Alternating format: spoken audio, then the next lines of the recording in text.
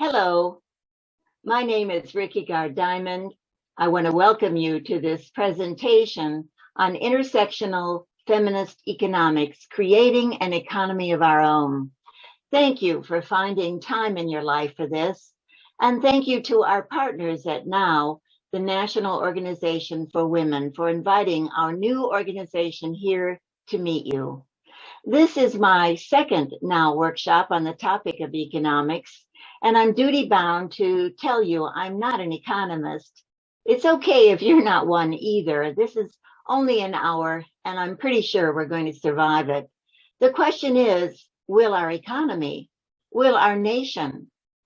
That first N.O.W workshop I presented at was in the spring of 2008. Months later, everything crashed and we had to bail out the banks. Remember? We're still not over it. Both our organizations see the way a ruthless capitalism is growing more ruthless to the benefit of a few, whose wealth is made only of paper and often of fraud. We could measure our nation's success by how well we lift everyone up, but only if we organize to show how and demand it. That takes education in a realm that women may find boring or intimidating. We're determined to change that. So let's start with a little history. First, we want to acknowledge what is seldom talked about in economic circles. Women did not invent this economy or its tools or rules. The patriarchy did. Our economy is the product of a man-to-man discourse that is about 2,400 years old. That's when this word oikonomia was coined by the Greeks. It meant household management because the economy functioned exclusively there that long ago. But today, the patriarchy's popular story of economics looks like the image on the right.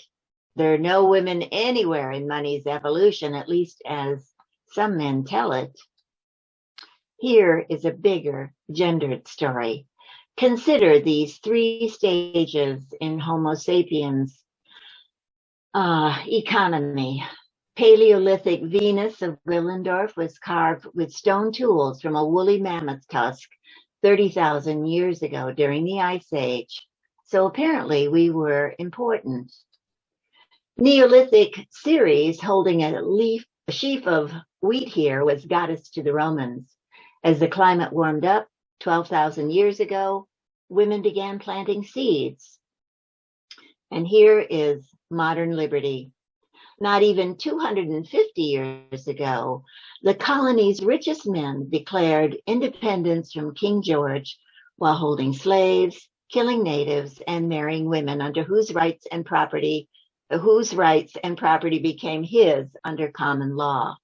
Adam Smith wrote The Wealth of Nations that same year, 1776, founding modern economics. 100 years later, and all women had gotten for their trouble was this statue. Now, consider women's economic contributions.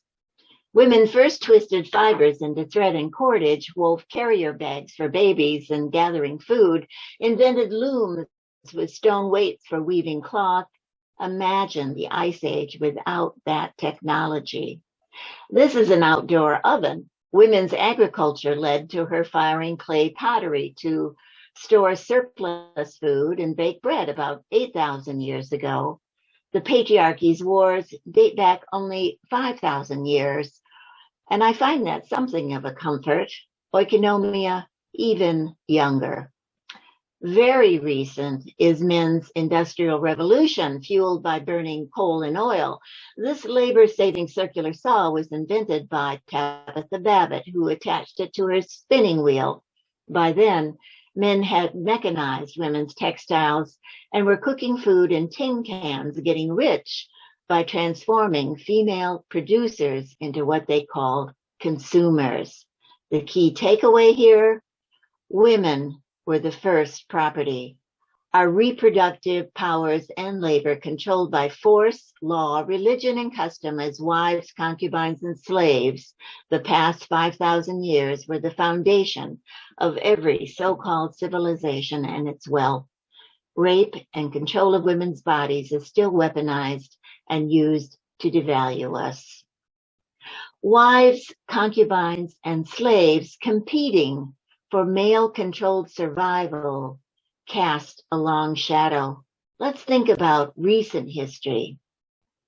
This is a picture of world-famous contralto singer Marian Anderson in 1939 giving a famous concert at the Lincoln Memorial. She's outdoors because she'd been denied a concert at Constitution Hall. Her race was the reason. The hall's owners were the daughters of the American Revolution. Not the daughters of the Confederacy, mind you, the white New England Mayflower daughters, and despite the 13th, 14th, 15th, and 19th Amendments to the Constitution by then. Now citizens, no longer property, women's hard-won rights remain intersectional. Systemic racism carried a cost to us women. Divided, our voting rights are a question today, and so is our right to choose motherhood or not. We need to confront our whole history. First, women, black and white, won education that had been denied them, but the property rights we later won were white. Racial division separated women to the advantage of the patriarchy. So why do I say that? Well, this image is from my lifetime, the 60s, very, very recent. You've seen this world on Mad Men. It still appears to be the ideal of evangelicals and the Republican Party. No self-respecting black woman, Latina, or lesbian would put up with this, and neither did any of the women who began the second wave of feminism. And yet, systemic sexism and systemic racism still divide and conquer, and here's what I mean. First, white women gained rights to vote as citizens, but because she didn't support her darker-skinned sisters, it took another 45 years for them to vote. And now today, after so much progress for so many, we're all threatened with losing hard-won rights, including our new economic status. Here is the latest census figures on wealth by racial group. Now, wealth isn't just our paychecks, it's our property. This is family wealth, not individual income. So can you guess which amounts apply to white, Latina, and black households? Yes, white families have 10 times the wealth of black families, nearly that of brown Latina families. When we allow ourselves to be divided like this, who wins? Not women, not most of us. None of these numbers is very large in the big picture of millionaires, billionaires, and now trillions in budgets. If you think we've outgrown that man at ease in this picture, take a look at this guy. We haven't. He's still with us. This is Blaise Bernays, a character that cartoonist Pico Todd and I invented for my book, Screwnomics, How the Economy Works Against Women and Real Ways to Make Lasting Change. Screwnomics is my word for economan's unspoken but widely applied economic theory, I guess, that women should always work for less or even better for free. It's like he believes women are still his property somehow. Economics, banking, and money remains a man's world, and the bigger the pile of money, the fewer women you're going to see. Women won the right to open a bank account without their father or their husband co-signing with them in 1974. Yes, that recent. And today they work in banks, they might even manage a bank, but money still speaks in a male voice. The rules and tools remain his. Look at New York stock market's trading floor and Wall Street. Yes, Janet Yellen became the 15th head of the Federal Reserve in 2014 and now heads the Treasury. But is it progress or camouflage? I wonder.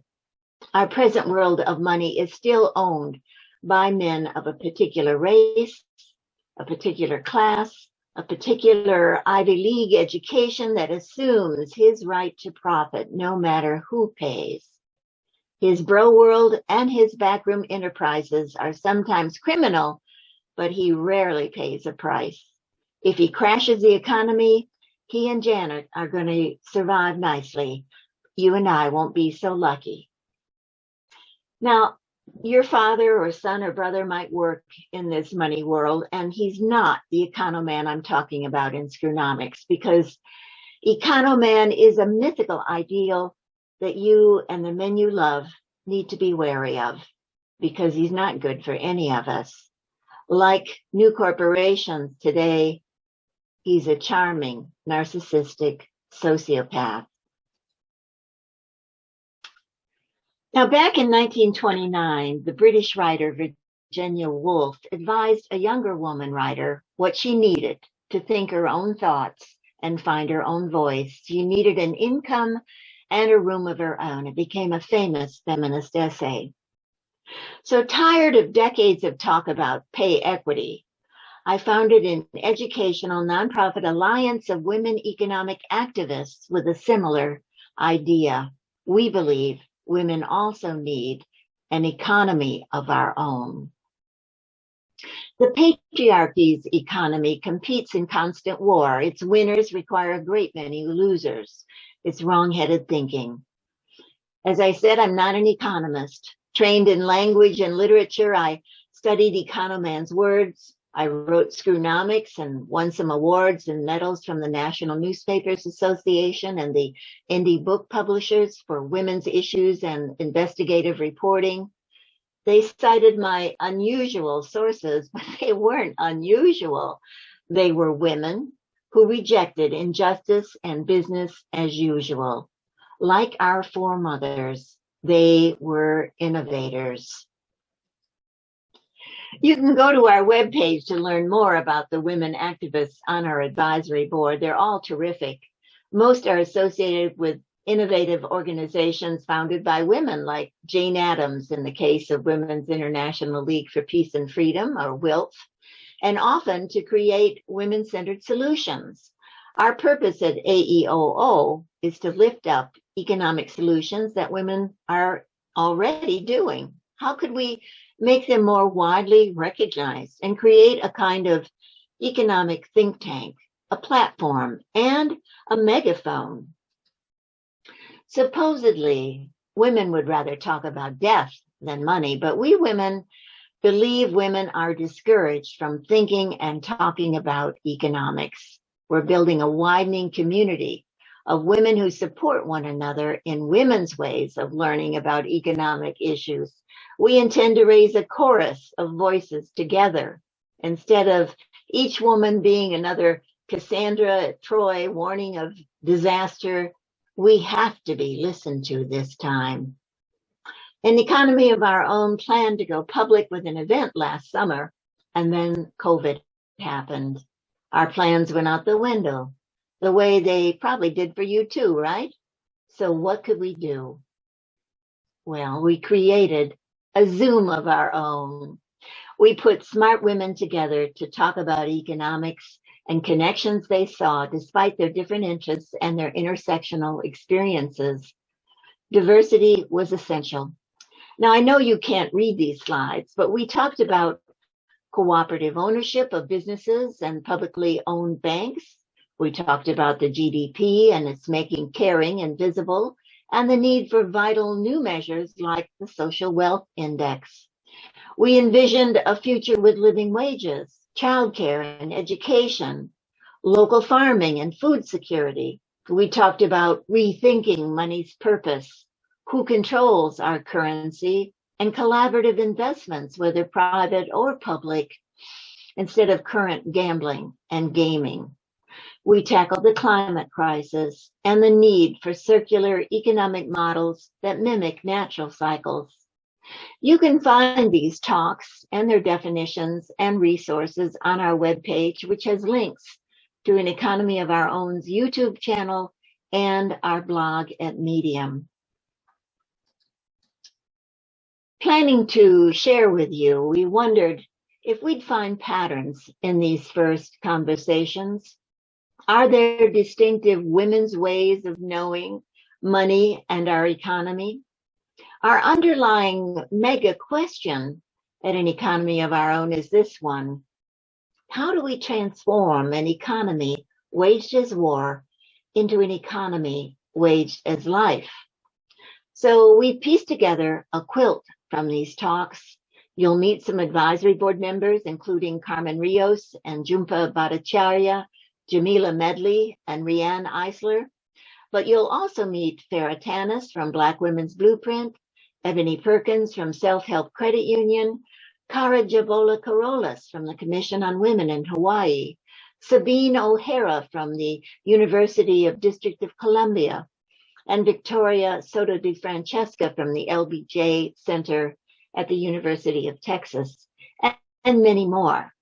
When the film, Let's Talk About Building an Economy of Our Own, begins, you're going to hear the great cultural historian and author of Chalice and the Blade and The Real Wealth of Nations, Rianne Eisler, ask me why we hear so little about women's innovations and my own exclamation.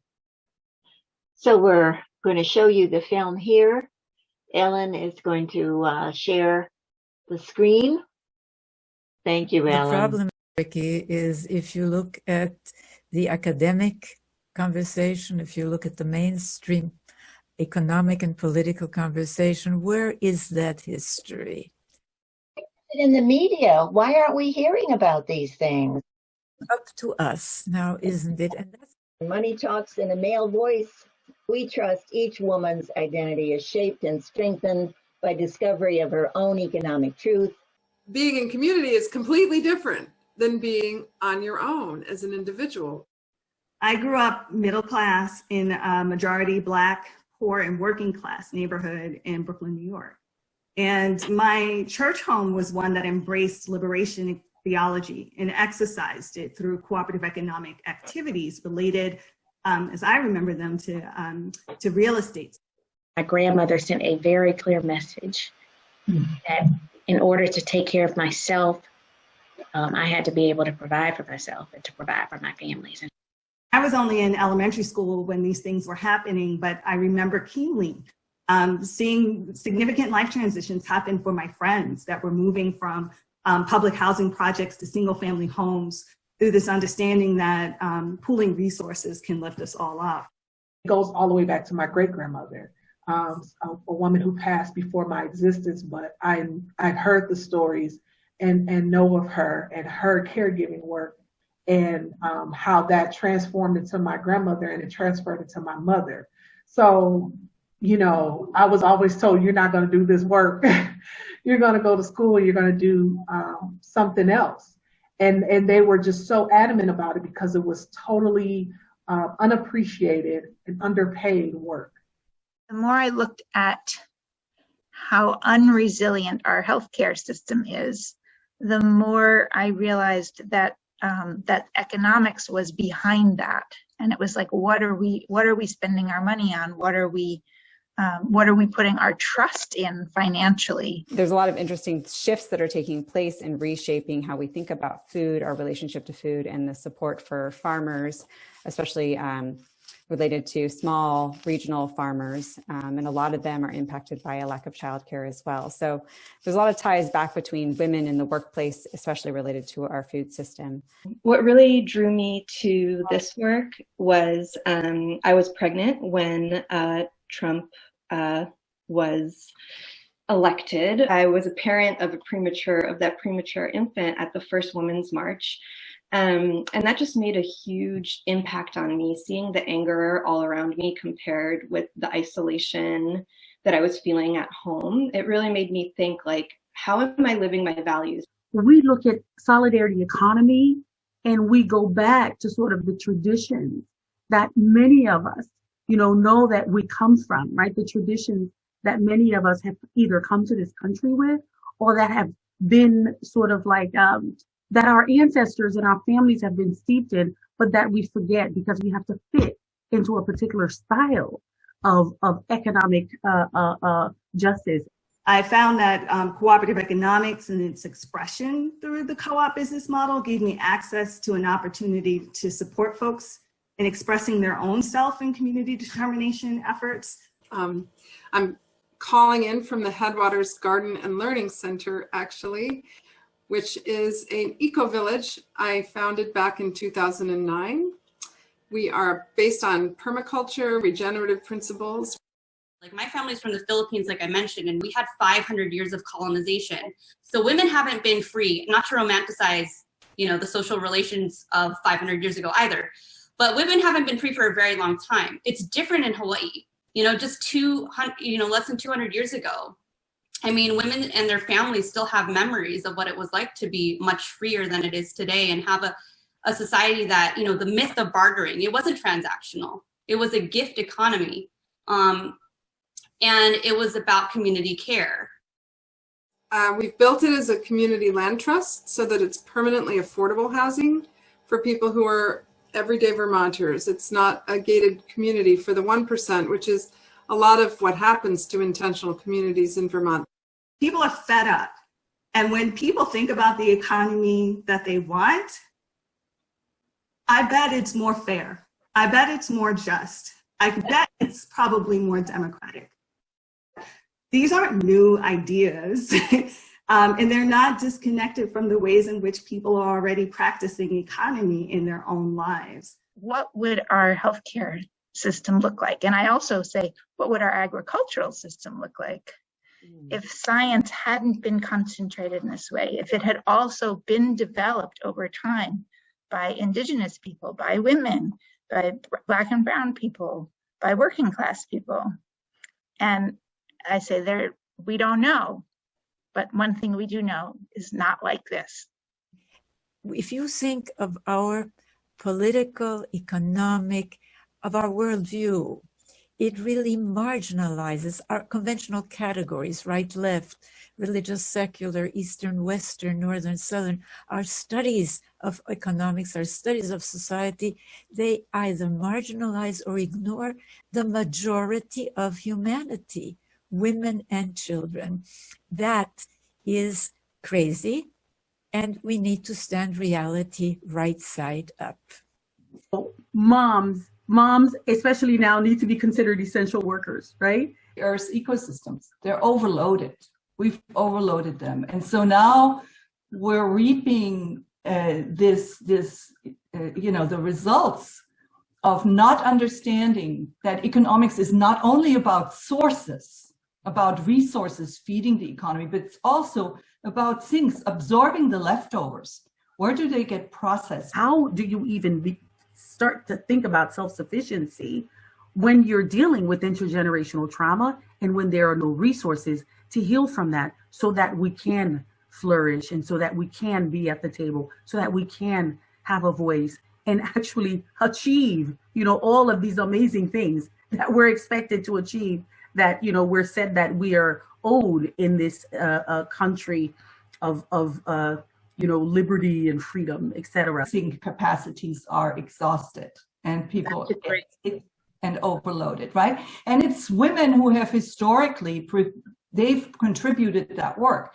If you don't get fed, if you don't sleep, if you don't get loved, where's your productivity going to come from to go to work the next day?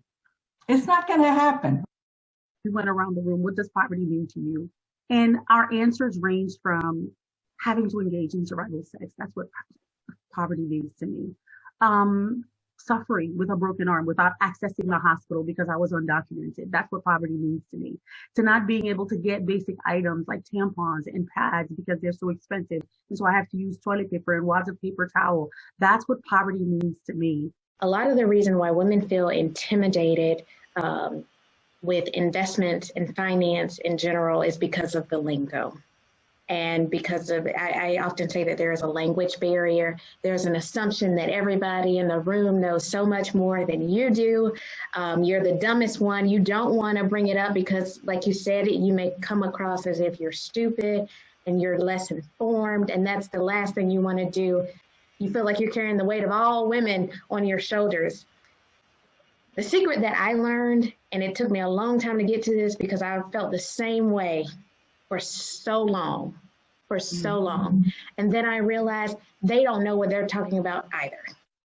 I really come to this not as an expert on public banking or cooperatives, but as an expert in really understanding that the way our economy is set up right now simply was not built to uplift women, in particularly Black women. So I'm bringing an intersectional lens into this discussion, and that we need to come up with alternative solutions, and not even just, I mean, I love this frame of an economy of our own, but I'd also like to push us further to say that the economy writ large, which we have control over, right? The economy is made from rules that we put out there. It's not its own natural thing, right? We control the economy. We are the economy. What I learned is how much privilege I have and how much more care work people are doing than I am, and with how much less help. And that's really started to make me inspired to start organizing parents and thinking about, if parents organized as a workforce, if we thought of ourselves as workers who are unwaged. We need economic structures and systems that actually uplift women. The carbon cycle that regulates our climate isn't just about fossil fuels and CO2. The carbon cycle is the unfolding of creation itself. It involves every living thing in the past, present, and future, from the tiniest organisms at the bottom of the ocean to our heartbeats. Any real solutions, therefore, will have to include all the aspects. On the one hand, that may seem like a daunting task, but on the other hand, it means that any lasting solution is likely to help solve the whole thing. Our work really centers around looking at wealth as the economic North Star, because, there's income. Income is a part of your wealth, and we think wealth is the North Star because wealth, while we're living in a capitalist society, is what affords you power, right? It's what affords you dignity. It's what allows choice. The 99%, if we get together and if we communicate and work together, we can beat the 1%. I mean, we've got the numbers. They've got the money, but we've got the numbers. The aim of our whole plan was, how do we use this moment, not just to stimulate jobs or, get women into the green infrastructure that's, around a Green New Deal or what have you, but even bigger than that, completely shift the value system. We can actually back out of the carbon mess that we're in because of the fact that new and organic and regenerative forms of agriculture actually help pull carbon out of the atmosphere. So that's why I went and started what we're calling the regeneration revolution. And I think that we also have to understand that domination economics is bad for everyone, women, men, and children. Domination systems are trauma factories. We're witnessing the side effects of what colonization has done to a place. I say often, in introducing myself, that I live in Cancer Alley, just north of the dead zone. And that being this legacy of, plantation society and petrochemical, industrial, I don't even have words for it. It's really yucko.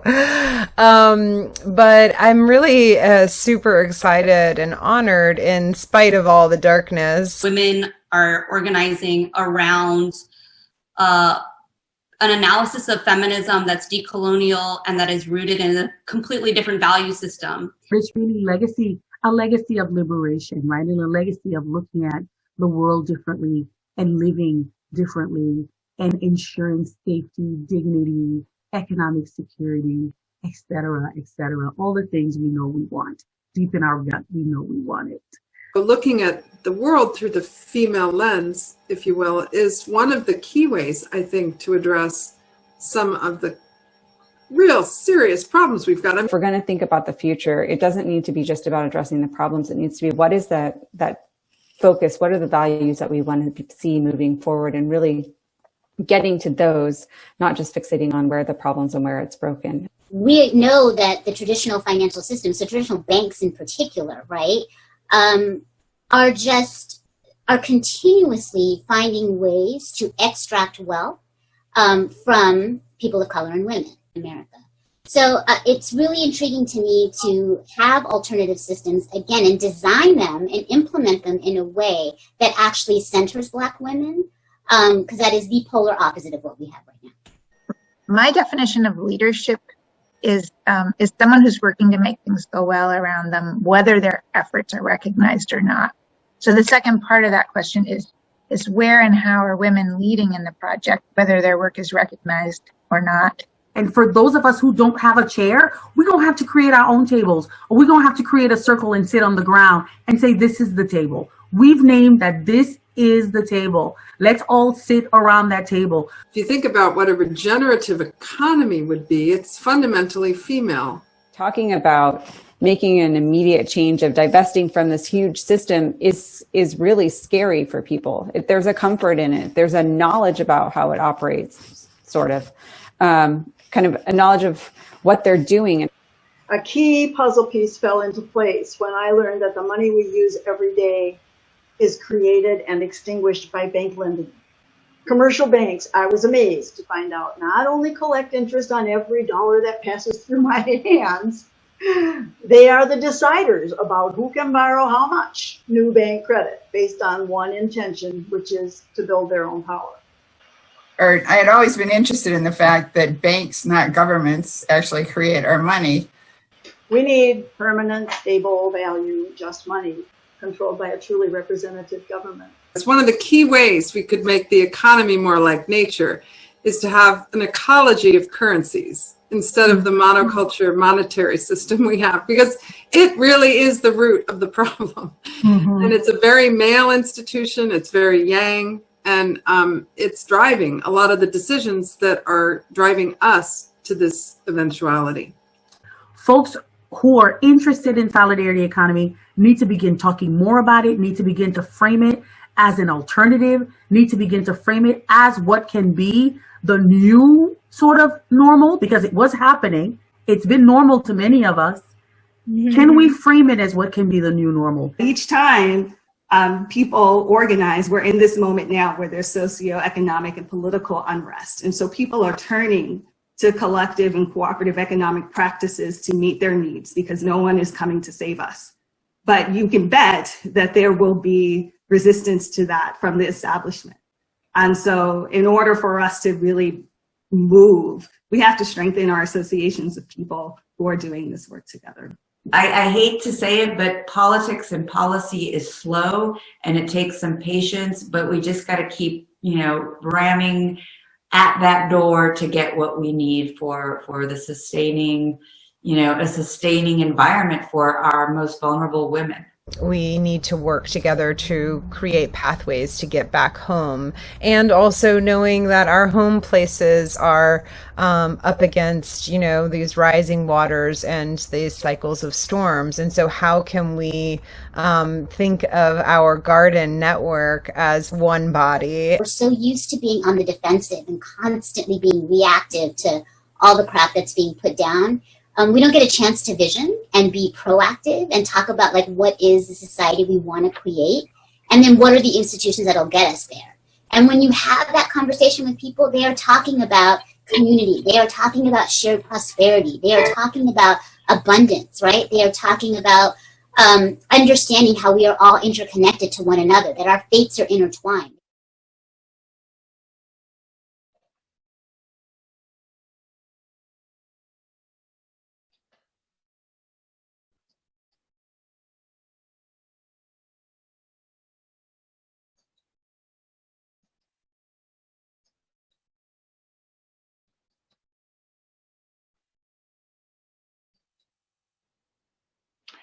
I hope you noticed what we saw.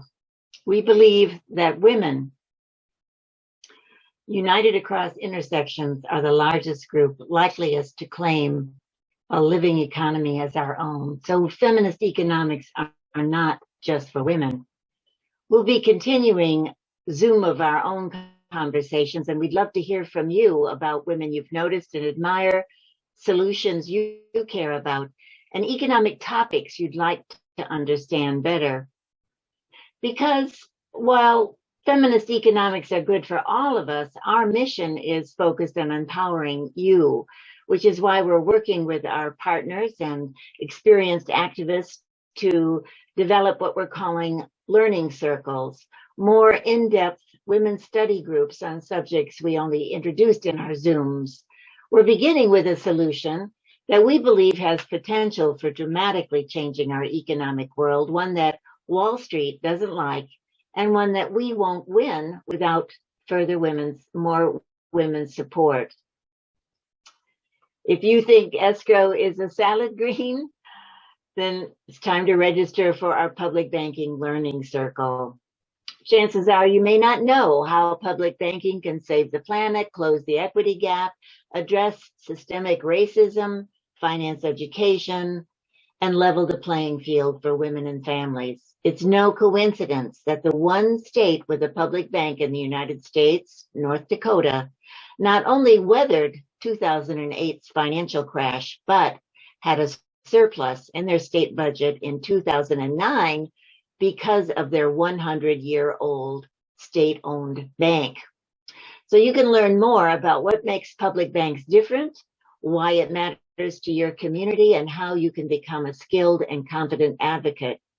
Our Zoom series of 6 meetings is going to kick off on Friday, August 27th at 8 p.m. Eastern, and it's going to go through the fall. Registration is limited this first time to just 20, so register at our website as soon as you can. So there's much more to do. We need to invest in what women are told Americans cannot afford. When you compare the United States with other developed nations, our support for women and families is truly pathetic. But here's what we know. Money is not our measure. And we also know our real wealth is our creativity and our relationships. Now, AEOO has 3 goals described in detail on our webpage with descriptions of how to finance policies we recommend, and I'm going to touch on them briefly here. This invest in peaceable, livable lives is the time of our lives. We need to challenge why the old 40-hour work week standard to support a family is now 80 to 100 hours. We need a social wealth index to make family, community, and environmental care visible as the best way to ensure economic well-being. We need pay equity, a $15 minimum wage, but why stop there? We want a 30-hour work week standard for 40 hours pay. Now, if that sounds crazy to you, Iceland is already experimenting, and no coincidence, they've had many female prime ministers and many female legislators. Technology has increased our efficiency, as it always has, and this digital technology should grant us not just billionaires, but ample family leave time and universal vacations for our rest and our renewal. Our second goal, of course, we need to shift from fossil fuel to a Green New Deal, publicly financed. Health care and child care for all is the real bottom line for sustainability. And finally, we need to invest in universal basic needs. The richest nation on earth can afford housing, education, safe local farming, food, water and waste systems, roads and bridges and capital for small businesses. Our lack comes from this economy's purpose. Every political issue today is really economics and who gets to decide. Money kings or the people, and including women of all races this time. While we are waging life on Main Street for our health and our happiness, Wall Street is still waging economic war for global domination. That's a fool's goal. With our forests burning, our seas rising, and a deadly virus mutating. Crashing economics bro culture, women are delivering macroeconomic policies for fair trade, fair taxes, debt-free currencies, and an end to corporate personhood with a bought and paid for political system. You can learn more about all this on our webpage, and those of our partners, their organizations, linked there too. Now, if all of this sounds too hard, I want you to remember the energy and the excitement of that amazing 2017 Women's March all across the nation and the ones that followed. Each of us really need only take our own small steps to make it a movement. Remember too, the female that all of us depend on, our Mother Earth. She needs rights and protection against violence too. Yeah, so in Women We Trust, and there's another asterisk here, and it's for the men who love us. We know there are many of you, yet too many still find it hard to respect women's leadership, women's voices, and women's ways of knowing, especially in the world of money. Women's leadership is and must be different and as innovative and all in as our foremothers, first twisting fibers together, or first planting seeds, or reinventing what has been cast aside as old-fashioned. We need something fast and circular to cut through old ways of thinking about money and livelihoods and each other. So please join our movement. Stay in touch. There's lots of ways to do that. Our webpage, our social media, our newsletter, our giving circle. You can register for a Zoom of your own or a learning circle and send us your suggestions. Thanks again for this time to share with you. So let's stop the slideshow now and we'll welcome your questions and your comments in just a moment. We're going to talk woman to woman economics. Thanks again.